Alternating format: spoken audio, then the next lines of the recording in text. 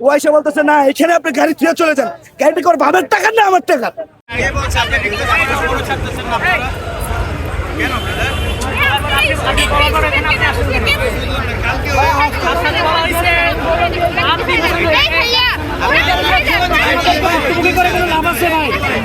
আমাদেরকে হ্যারাসমেন্ট করে কোনো লাভ আছে আপনাদের বলেন?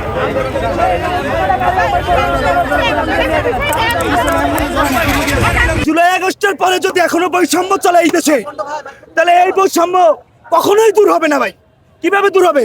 যদি এই ছাত্র আন্দোলনের মাধ্যমে যদি এই বৈষম্য দূর হয় তাহলে আগে ছাত্রদের পরিবর্তন করতে হবে, তাদের মন পরিবর্তন করতে হবে, তাদের নৈতিকতা থাকতে হবে, বিবেক থাকতে হবে। কিন্তু এখানে একটা ছাত্র আমি মনে করি বিবেক দিয়ে কাজ করে না ভাই।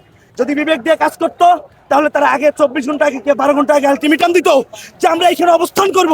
যদি অবস্থান করতো আজকে এই অপেক্ষার মানুষগুলো এখানে হসপিটাল ভাই, এখানে হসপিটাল।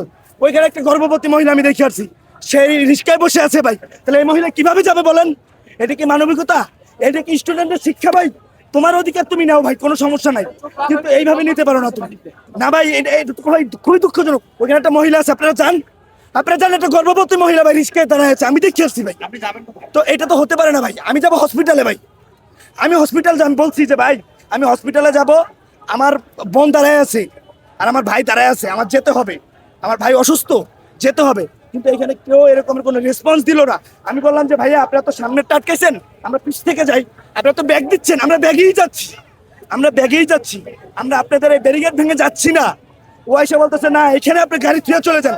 গাড়িটা করে বাবার টাকার না আমার টাকা। হ্যাঁ, এই দেশ কি ওর না আমার? এই দেশ কারো না, সবার। যদি সবার হয় তাহলে সবার সমান অধিকার হবে, কোনো বৈষম্য থাকবে না।